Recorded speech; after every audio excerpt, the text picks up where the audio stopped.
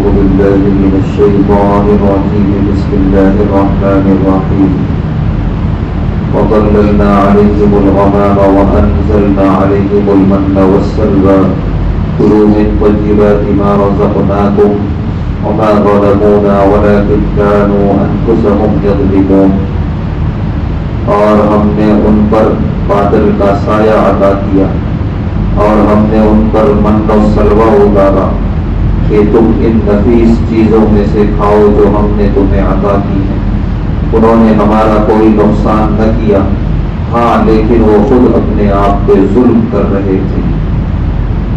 تذکرہ چل رہا ہے بنی اسرائیل پر اللہ کے انعامات کا، جن انعامات پر انہوں نے اللہ کا کوئی شکر ادا نہیں کیا۔ فرمائے اللہ کہ ہم نے ایک انعام یہ کیا کہ ان کو بادل کا سایہ عطا فرمایا تھا۔ وادی تیہ کے اندر جب وہ حضرت موسیٰ علیہ السلام کے ساتھ تھے، اس وادی میں دھوپ ہی دھوپ اور انتہائی شدید گرمی اور کوئی سایہ دار چیز نہیں تھی، نہ درخت نہ گھر۔ وہاں انہوں نے موسیٰ علیہ السلام سے شکایت کی، حضرت موسیٰ علیہ السلام نے اللہ سے دعا کی تو اللہ نے باقاعدہ ان پر بادل کا سایہ عطا فرمایا۔ تو اس وادی میں جہاں رہتے ان کے ساتھ بادل بھی چلا کرتا تھا۔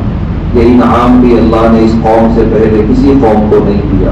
دوسرا انعام یہ کہ اللہ نے انہیں من و سلوہ عطا کیا تھا، آسمان سے ان کے لیے غذا اترتی تھی، شہد کی طرح بالکل اور لذیذ صاف ستھری، ہر صبح آسمان سے اترتی تھی۔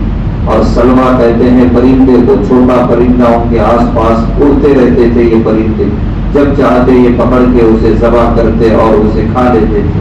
تو یہ من و سلوہ یہ دو طرح کی اللہ کی طرف سے غذائیں تھیں۔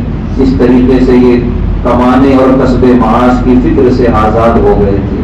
اتنے بڑے بڑے اللہ کے انعامات اللہ فرمانے، اس کے باوجود بھی یہ ظلم کر رہے تھے اپنے آپ پر، اللہ کا شکر ادا نہیں کیا، اللہ نے ان نعمتوں سے انہیں محروم کر دیا۔ اللہ ہم سب کو شکر گزار بن کر زندگی گزارنے کی توفیق عطا فرمائے۔